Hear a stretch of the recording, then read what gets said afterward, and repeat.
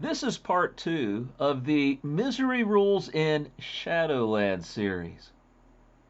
Misery Rules in Shadowland is a newspaper article written in the Daily Oklahoman by then newspaper reporter Mike Gorman, all the way back in 1946.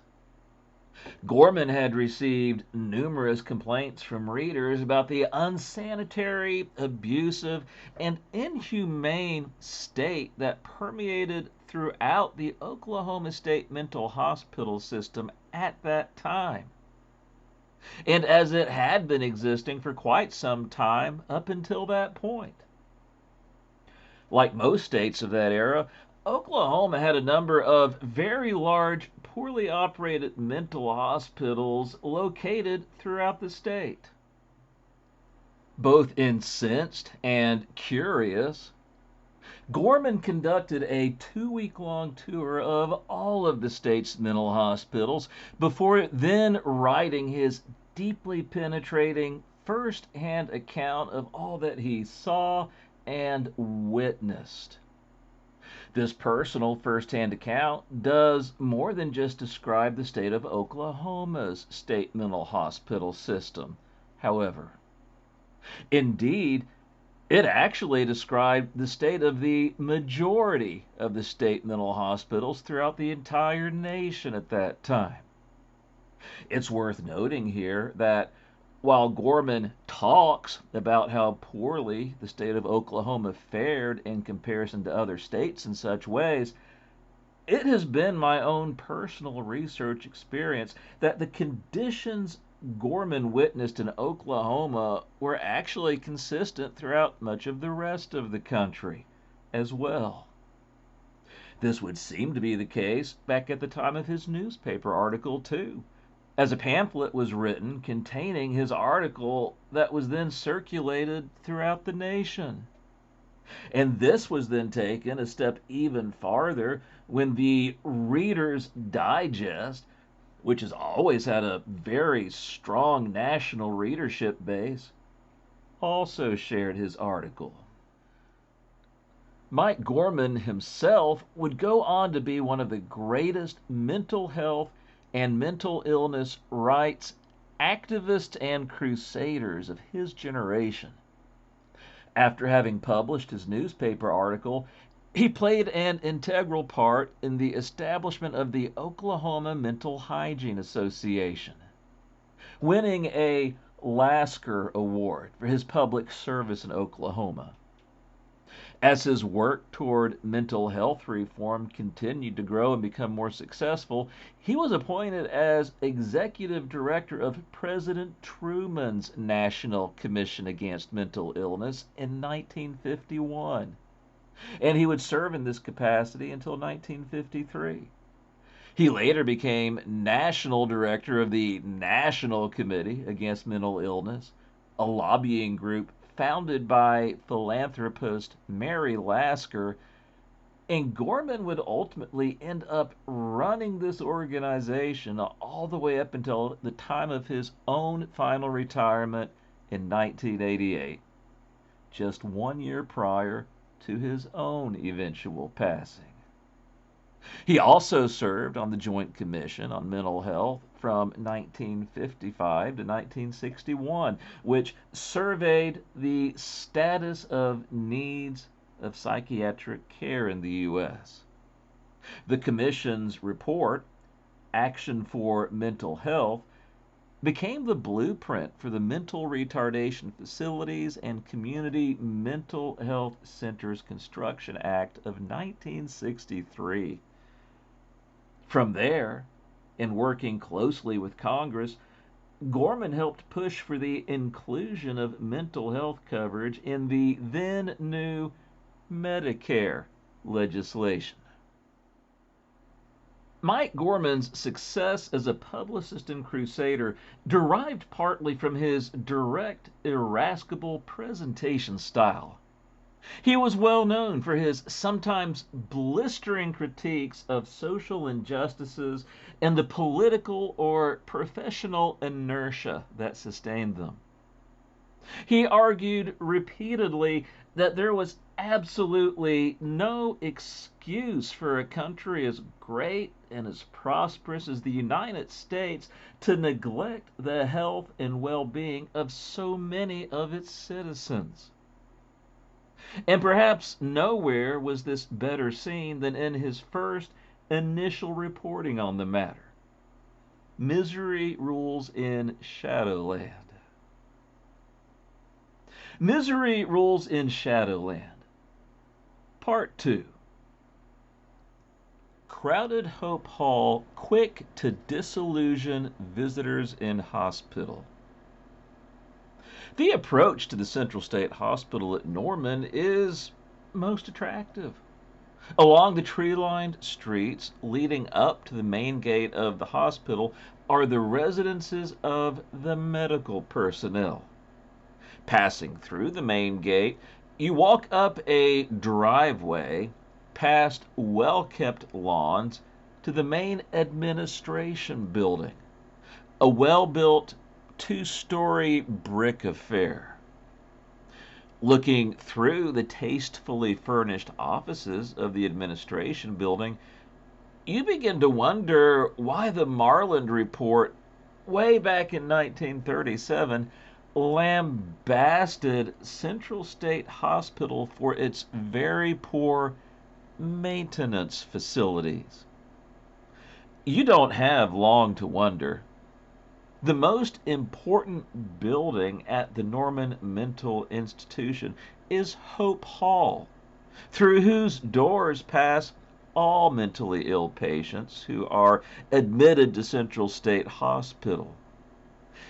In theory, Hope Hall's job is to house only those patients who are receiving treatment or convalescing from treatment, and as such, it is the key around which all other branches of the state hospital revolve.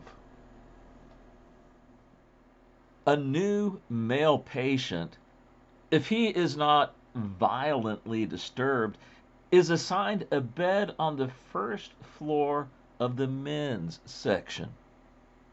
Many of these new patients are borderline cases suffering from slight mental quirks, which can be cleared up in a few weeks if properly treated.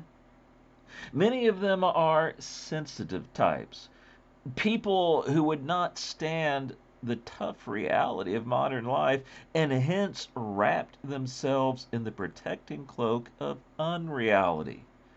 Such people know pain, and they can feel it more deeply, more often than so-called normal people. Many receive a crude shock their first night at Hope Hall. The beds on the first floor ward are jammed so closely together that patients have to climb over the front of their bed in order to get into it. Most of the beds are badly in need of paint. Because every ward has almost double the number of beds it should, there is a frightful odor. On the hottest summer days, there is practically no ventilation, not one fan on any ward.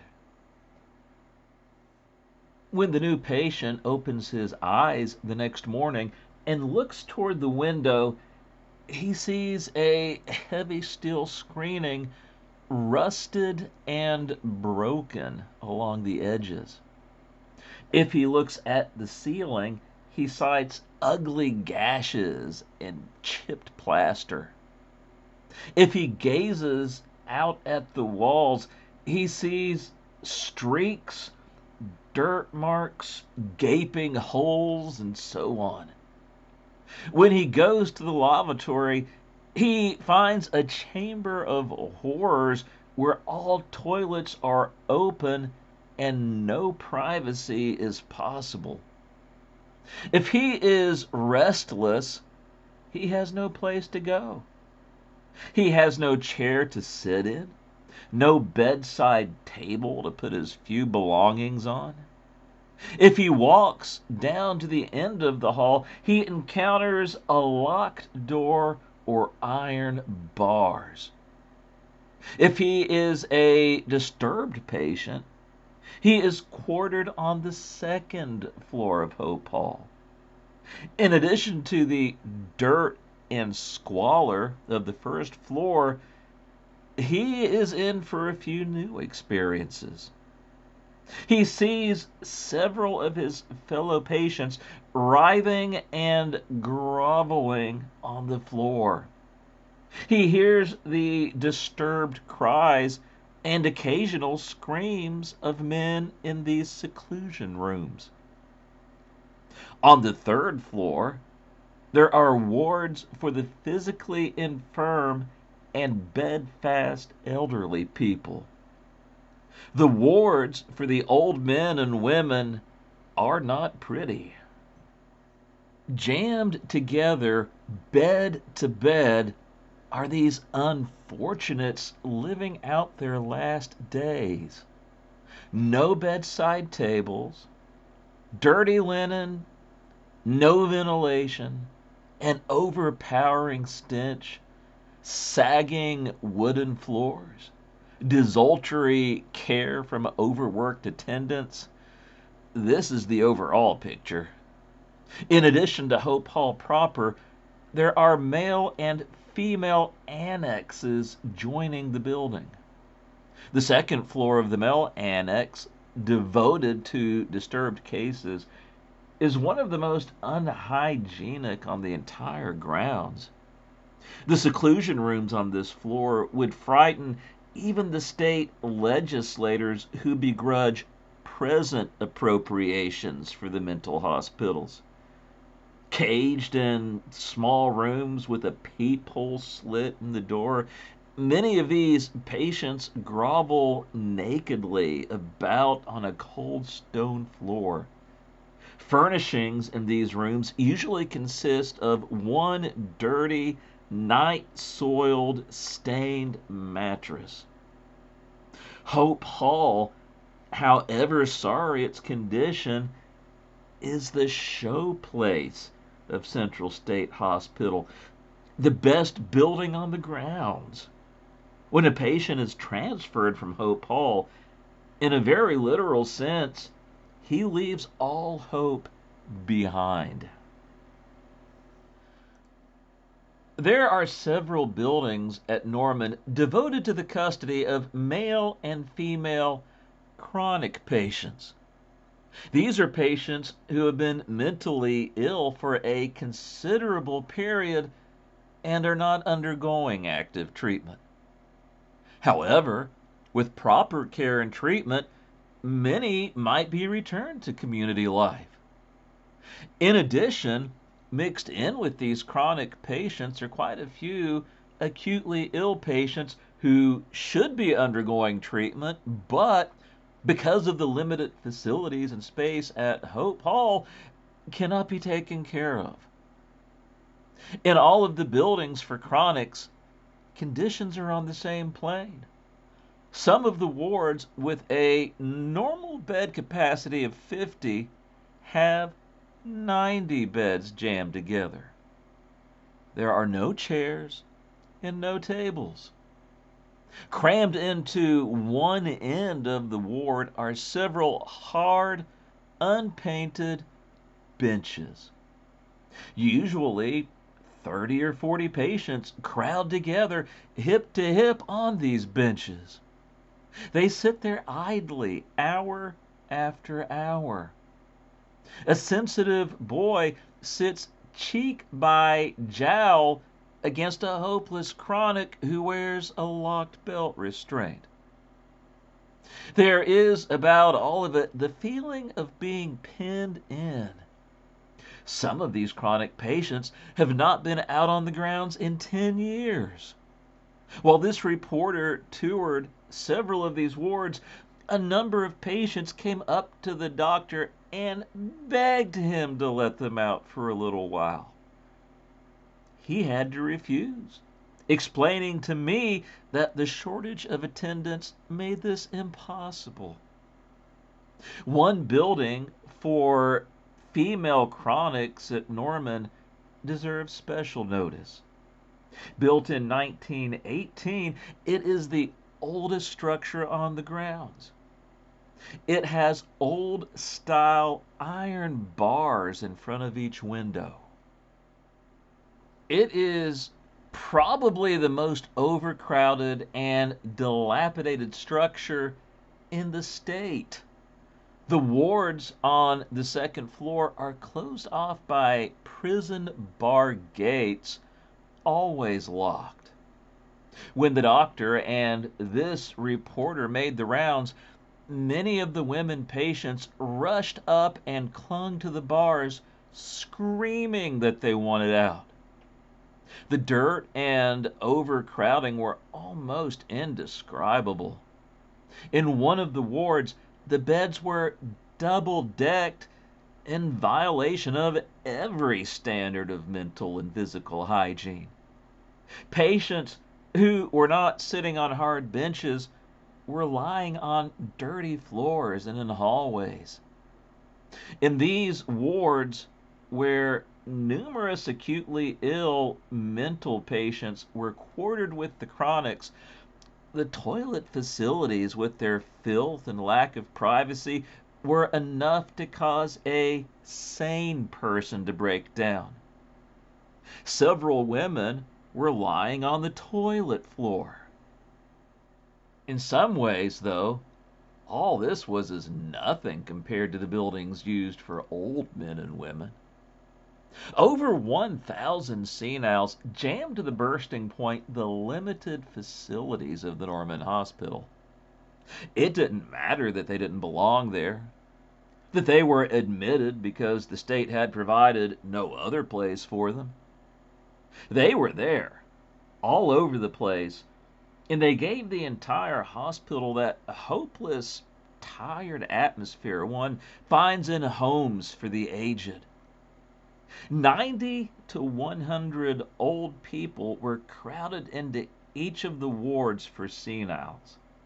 In the old women's sections, the scenes were heartbreaking. Not enough room to do anything. Not even space for slop jars on the floor. Many of the women had them in bed with them. A number of women had cookies, candies, and other foods piled up in bed too. There were no bedside tables.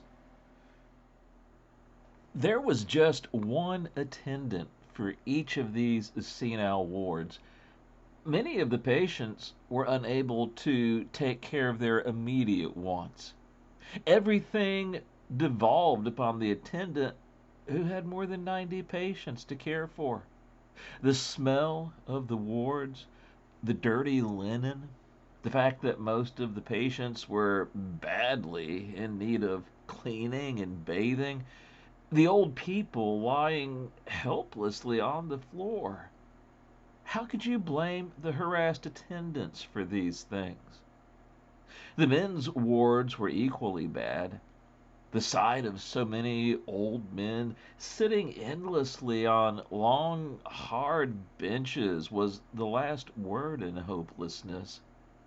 They lived in old asylum-type wards where they ate and slept in the same room day in and day out. There were spacious grounds outside, but they were doomed to spend their last few years in the same monotonous surroundings. That's the picture, building by building, but it doesn't begin to convey the overall drabness of an institution which, theoretically, was designed for the cure of acute patients and for the adequate custody of chronic patients. How did a new mental patient feel coming into these surroundings? This reporter talked to one, a man from Ponca City who had voluntarily committed himself. "If I had known conditions were as bad as this," he said, "I never would have signed the commitment paper." It wasn't so much the dirt in the wards, the lack of good food, or the plaster falling off the walls.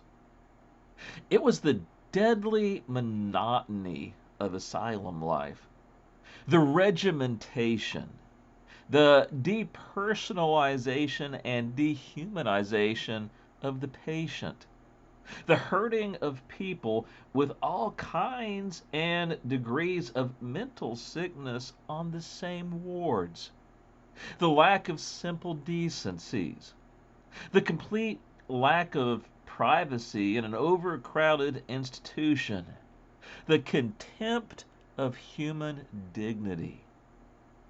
But does a mental institution have to be like this? A negative answer was found right on the grounds of Central State Hospital. A special building on the grounds was devoted to the care and treatment of 225 mentally ill veterans of both world wars. The American Legion had prodded the state into a decent appropriation for an attractive two-story brick building. As soon as you opened the door of this building, the contrast to the other buildings on the grounds was startling. You entered the wards through a modern, nicely furnished day room, complete with radio, bright curtains, pictures, and fresh paint all over.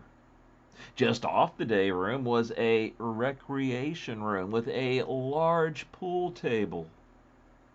The wards in this building, clean and bright, were not nearly as overcrowded as those in other buildings. Best of all, there was a large cafeteria with all the latest conveniences. A marble floor, high ceiling, polished tables, big blower fans, and the most modern of kitchen equipment. Patients were served cafeteria style, the food placed in neatly compartmented metal trays. The atmosphere during mealtime was quiet and pleasant, a vivid contrast to the barbaric din of the other dining halls. Yet these veterans suffered from the same mental illnesses as those in the other buildings. At the annex to the Central State Hospital at Lexington, the contrast was equally vivid. The federal government turned the Naval Gunnery School building and grounds over to the state in March, and Norman hospital officials had transferred 560 patients there since then. The patients occupied 8 barracks, 5 for women and 3 for men. The barracks were in excellent physical condition, and plenty of room was given each patient. There was a large and excellent cafeteria, similar to the one at the Veterans Building. The grounds were in excellent shape, and many of the patients were allowed to use them under supervision. When this reporter returned to Norman from Lexington, it was like turning the clock back to the 18th century. At Lexington, you felt that the patients in roomy barracks and pleasant surroundings had a chance. At Norman, you sensed one thing: an all pervasive mood of hopelessness. To cope with close to 3,400 mental patients crowded under the most diverse conditions, what kind of medical staff does Central State Hospital have? The superintendent of the institution is Dr. D. W. Griffin, 73. Dr. Griffin came to Norman in 1899 and for 47 years has waged a constant battle to make the public aware of its responsibility to the mentally ill. The dean of the state's psychiatrists and organized throughout the country as one of the pioneers in the growth and development of state institutions for the mentally ill. Dr. Griffin has devoted his life to the fostering of Central State's mission. He has recruited all the doctors and nurses and practically every attendant at the state hospital today. And their moving loyalty to him is a tribute to the miracles he has performed in keeping the institution running on ridiculously inadequate appropriations from the legislature. Dr. Griffin's assistant is Dr. Charles R. Rayburn, a vigorous, powerfully built psychiatrist who is a veteran of 20 years' service at Norman. Dr. Griffin took Rayburn under his wing after the latter's graduation from the University of Oklahoma Medical School in 1928, and Rayburn has developed into one of the most brilliant and hard-working psychiatrists in the country. Rayburn was a lieutenant colonel in the AAF Neuropsychiatric Division during the war and turned down many excellent offers to return to his comparatively low pay position at Norman.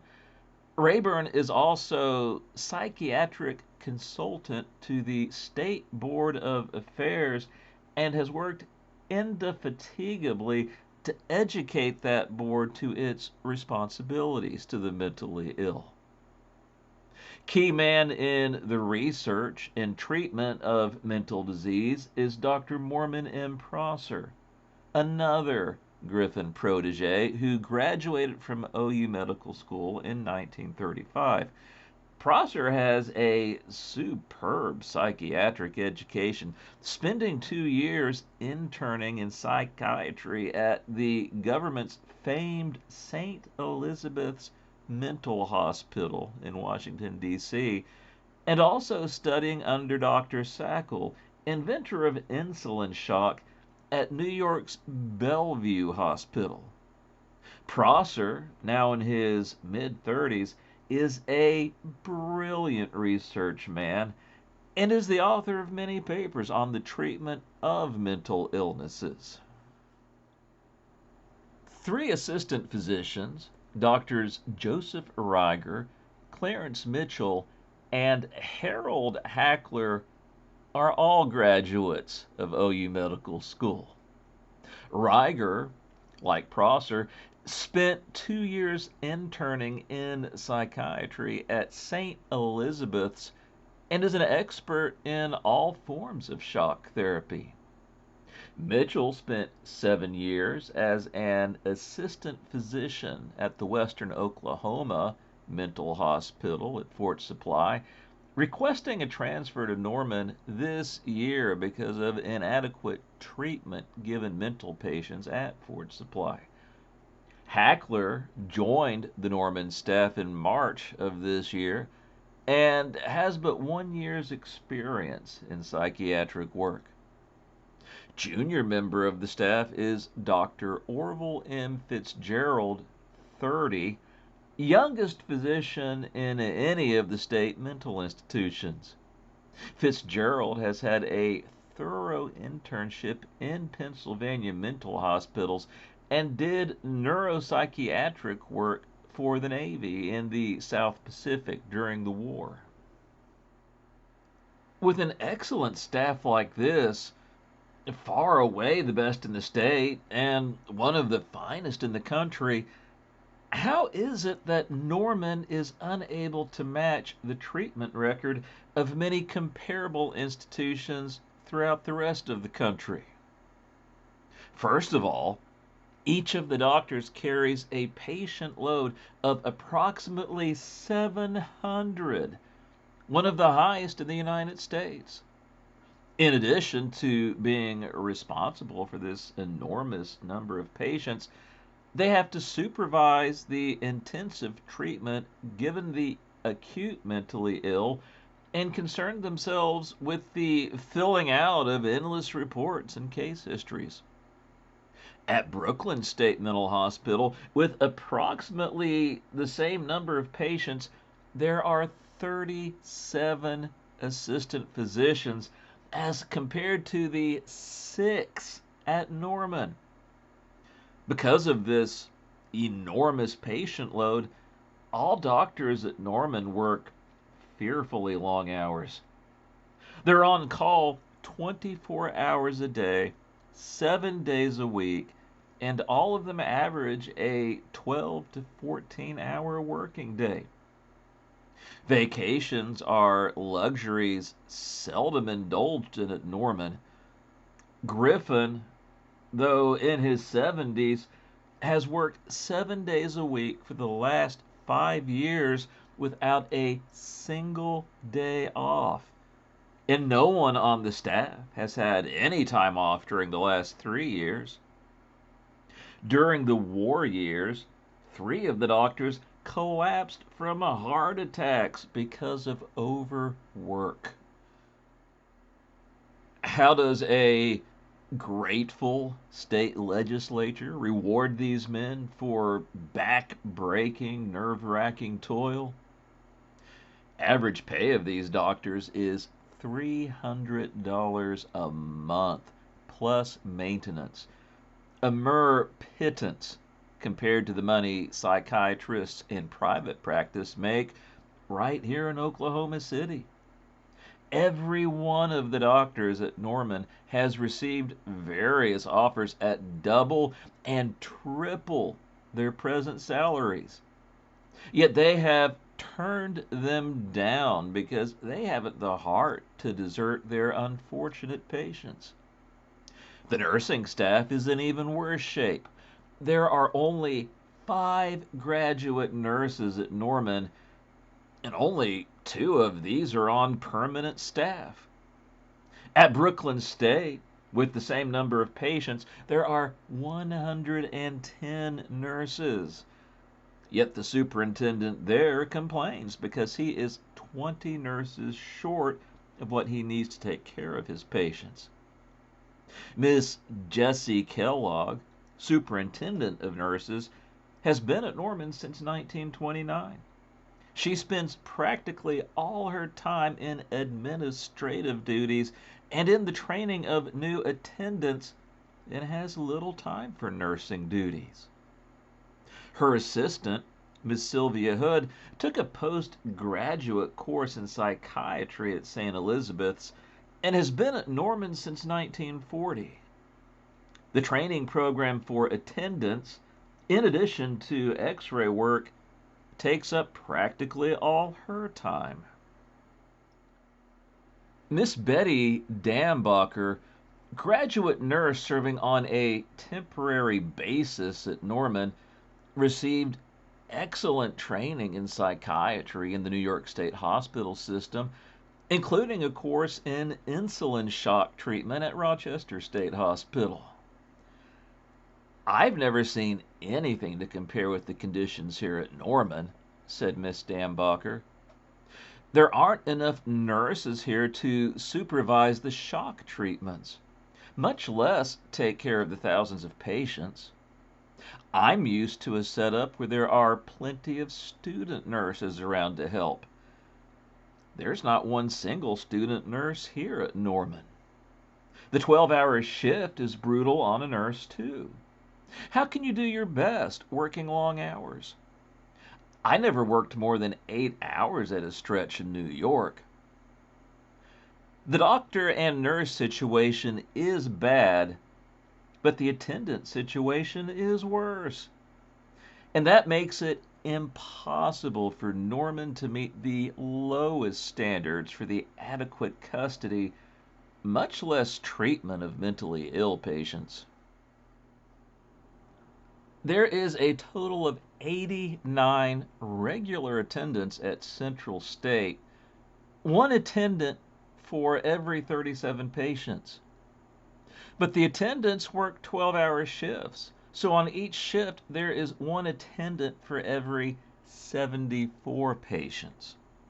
The absolute minimum standard set by the American Psychiatric Association is one attendant for every 8 patients, with one attendant for every 4 acutely ill mental patients. Because of the low pay given attendants, they start at $70 and work up to $95 a month. The long hours and the difficult nature of the work, it has been impossible for Dr. Griffin to recruit more attendants.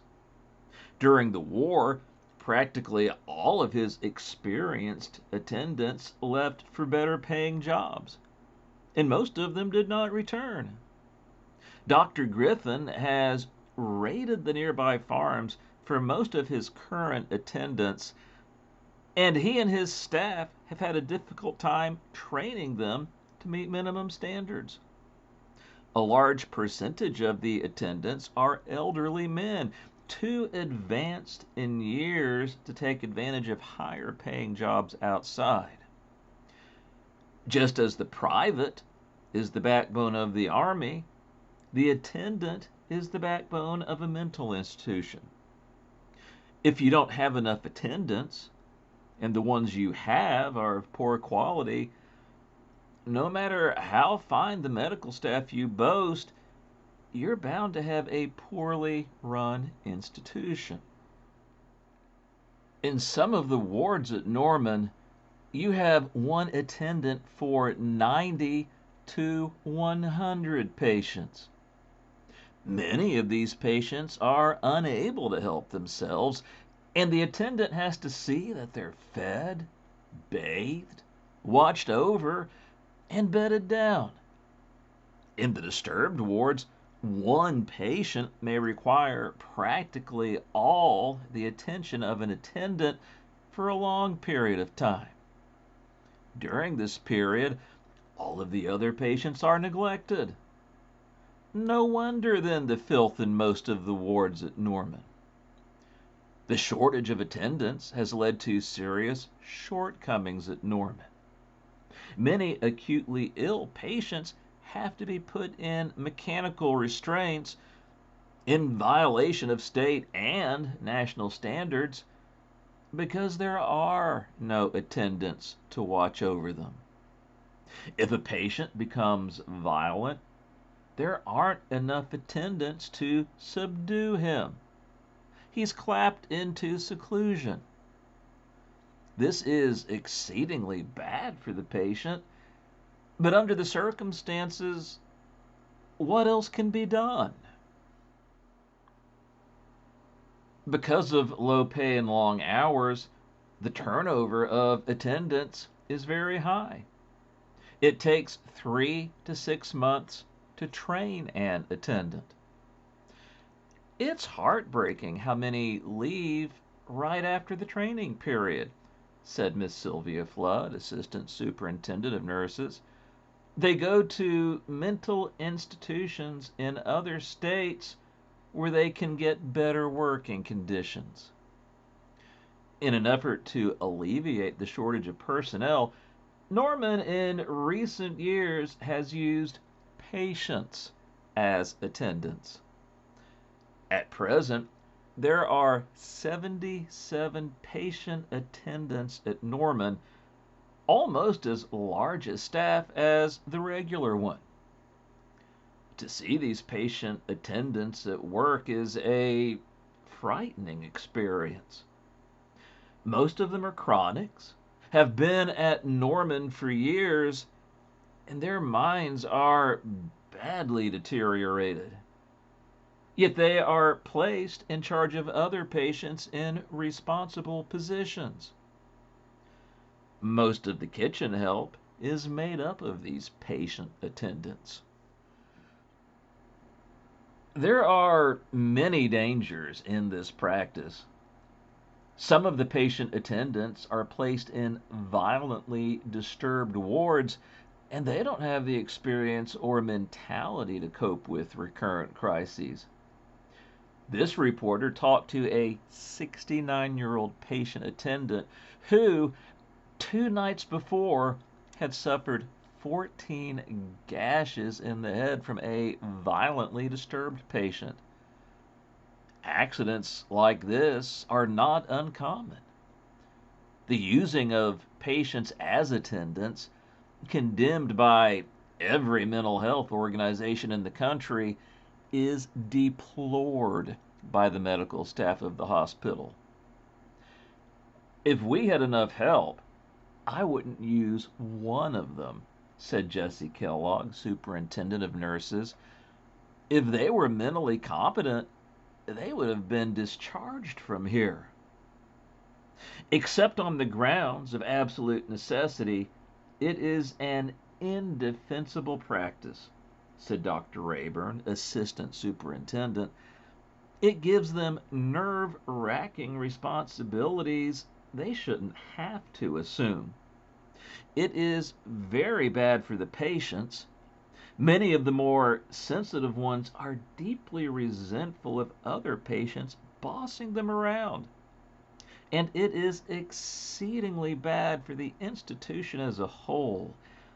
Instead of neatly dressed attendants with professional backgrounds, you have a bunch of unkempt, mentally sick people carrying out some of the most vital functions of a mental institution. Shock therapy helps mental patients at Norman Hospital. Central State Hospital at Norman, despite its enormous overcrowding and the deplorable smallness of its medical staff, is making a tremendous effort to use the latest therapies in the treatment of acutely ill mental patients. In spite of screwy public notions about mental illness, modern psychiatry has made advances all along the line so that our best mental hospitals today, not in Oklahoma, are on a par with the therapeutic standards of the best hospitals for general diseases. In the medical profession, the term insanity no longer has any medical meaning. It is a relative term, a vague sociological concept applied to people deemed so emotionally or mentally upset that they cannot be held responsible for their acts and require some kind of social control. Just queer elsewhere. A man or woman considered insane in one community or social setting may be regarded as just queer or eccentric in another. Any psychiatrist will tell you that many inmates of mental hospitals are less disturbed than many people on the outside, including some who have achieved outstanding successes in social, economic, and artistic life. A surprisingly large percentage of the inmates in all Oklahoma's mental hospitals are people who have enjoyed marked success in professional and business lines. Doctors, lawyers, public officials, educators, etc. They possessed sensitive, high-strung minds. In their escape from the painful jungle of human conflict, they have retreated into private worlds closer to their heart's desire. They have committed mental suicide, or tried to do so. Manic depressiveness and schizophrenics comprise the two largest classes of mentally ill patients in Oklahoma mental institutions. A manic depressive is one who suffers alternating moods of high excitement and melancholia. A schizophrenic, or dementia praecox, suffers what is known as a split personality. He has retreated from the real world and built up a new personality. Schizophrenia frequently manifests itself in paranoid delusions. A typical case may feel that his relatives are conspiring to murder him, or that he has $1 million of which they are trying to relieve him. Radical treatment used. In treating these two major types of mental illness, most modern psychiatrists advocate what is called the total push therapy. It consists of an all out blitz attack on the mental illness, including shock and other special treatments. Occupational therapy, such as work adjusted to the individual needs of the patient. Recreational therapy, such as daily walks, gymnastics, and sports. And diversive therapy, such as directed reading, music, movies, etc. At Norman, all three types of shock treatment are used, and many recoveries have been affected as a result. The first successful type of shock treatment developed was hypoglycemic or insulin shock therapy, introduced by Manfred Sackel in 1933. The aim is to induce a state of hypoglycemia, which may be defined as a condition of sugar deficiency in the blood, through the agency of insulin. The doses of insulin are increased daily until the so-called shock dose is reached, whereupon the patient lapses into a state of coma of deepening intensity. This coma is terminated after about 5 hours through the administration of a neutralizing sugar solution. 30 patients treated. At Norman, insulin shock is now being given to approximately 30 patients a week. Patients under insulin shock have to be watched every minute. Immediately after the injection of insulin, they go into severe convulsions and have to be placed in restraint. During the long period of coma, many are violently disturbed, physically and mentally. Coming out of the coma, they are frequently dangerously disturbed. At Norman, treatment is given under the most adverse conditions. This reporter watched a treatment given to a group of 14 male patients and 16 female patients. In the female section, there was only one nurse to care for 14 excited and dangerous women. One disturbed patient in convulsive shock sometimes demands the entire efforts of a competent nurse. At hospitals in other states, 3 or 4 nurses would be used under the same conditions. There was only one doctor on duty for the entire 30 patients under shock. This was considerably below standard, since each patient must be closely watched for dangerous heart and other reactions. In the men's section, there were 2 young patient attendants to handle the men as they came out of coma. Under these circumstances, an accident is very liable to occur. High competence needed. Bernard Glaiuc, a leading modern psychiatrist, wrote in a recent issue of the Journal of the American Medical Association, insulin shock, requires a degree of competence, vigilance, and conscientious attention to detail second to none in the entire medical and surgical and psychiatric technique of contemporary medicine. By this standard, the procedure at Norman shows too many dangerous deficiencies. However, the doctors at Norman are to be commended for continuing their insulin shock treatment. There is no doubt that insulin shock therapy has helped many patients who otherwise would have been relegated to the ranks of the incurables.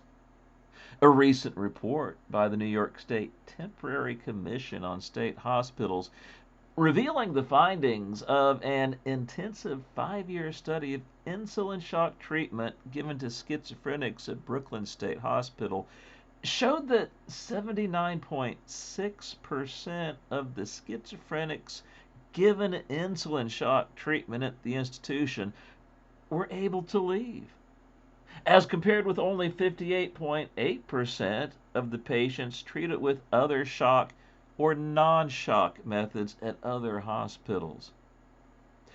In addition to insulin shock, metrazole and electric shock treatments are given at Norman. Both are much less difficult and less expensive than insulin shock. Metrazole is effective. Metrazole, a camphor-like drug, is injected into the veins of the patient. The convulsive period lasts about a minute, and then the patient passes into a deep sleep lasting 15 to 20 minutes. Recent studies have indicated great success with metrazole treatment on schizophrenics. About half of all patients treated with metrazole shock at Brooklyn State Hospital are sent home cured or much improved. 3 out of 4 recover if treated within 6 months of the onset of their mental illness. Electric shock is the newest of the shock therapies. An electric shock headgear is adjusted to the patient's head, and the current is fed at 120 volts from a small machine. The patient becomes rigid, then is seized with epileptic-like convulsions lasting about a minute, then falls into a deep sleep lasting 15 or 20 minutes. The theory behind all 3 shock treatments is that the patient, during the period of coma and immediately subsequent to it, shakes off the imagined ills and delusions and moves back toward reality. Equipment shortages doom many patients in Norman. Since the incidence of shock treatments 15 years ago, thousands of mentally ill patients all over the United States, previously regarded as incurable, have been treated and returned to community life.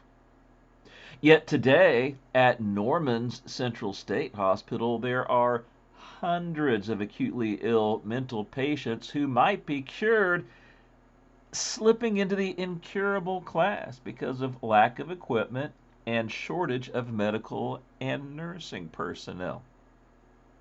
Dr. Prosser, a keen student of psychiatric therapy, estimates that there are 700 acute patients at Norman who should receive treatment but are not getting it.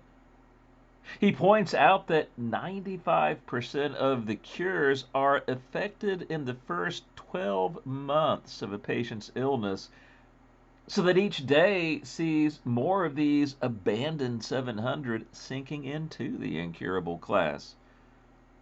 Disregarding the moral wrong involved in callous neglect of these unfortunates, the cost to the state over a period of years is enough to make some of our economy-minded state legislators stagger off their soapboxes. Social study prepared. Dr. Prosser has prepared a special study of the cost to the state of lack of treatment for one class of patients, the schizophrenics. The average cost of a 3-month intensive treatment is $247.50.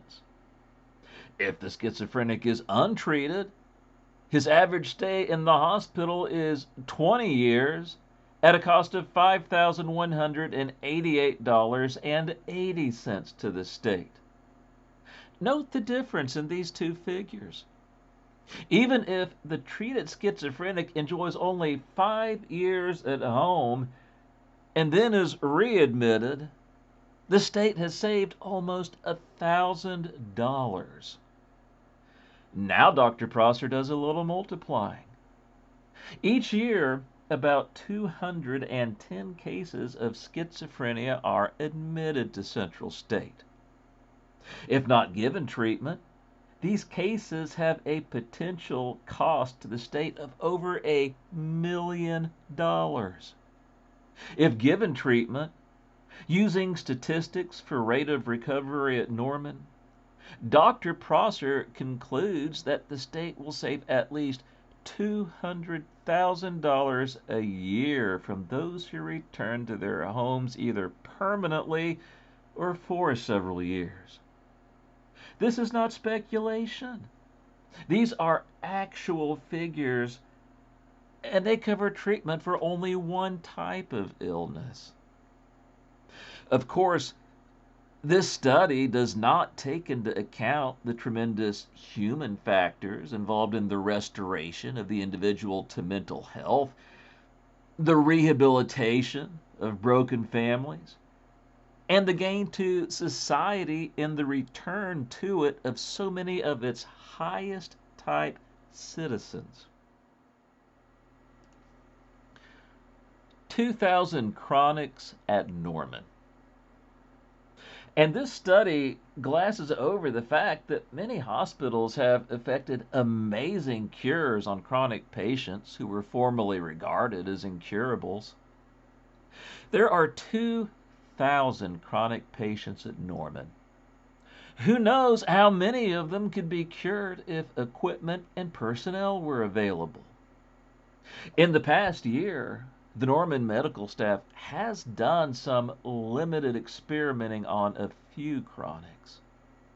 In one case, through the use of combined shock treatments, they cured a stuporous schizoid, a patient for 12 years who at one time used to nail his feet to the floor. Today, he's completely well, employed in a professional job. In another case, they cured a woman patient who hadn't talked in 4 years and had to be fed every meal until given intensive shock treatment.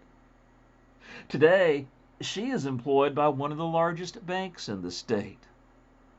A third case, a male patient regarded for years as completely hopeless, was cured last year and was recently a candidate for political office. Dr. Fitzgerald, junior member of the staff, recently started shock treatments on a group of 16 chronics who had been patients for years. After 2 shock administrations, merely the beginning of treatment, 4 of the patients showed cooperative tendencies, voluntarily eating their meals and keeping their clothes on for the first time since entering the institution. This concludes part 2 of Misery Rules in Shadowland. Please feel free to like, leave comments, post, and share this video. Misery Rules in Shadowland will be concluded in part 3 of this series. Please subscribe to the A Tourist in the Land of Reason YouTube channel for more mental health and mental health related videos. And you can also follow A Tourist in the Land of Reason on Facebook for new video updates, sneak previews, and more mental health related information, motivation, humor, and other miscellaneous bits and pieces. My name is Wendell Ray Bertram, and I am a tourist in the land of reason.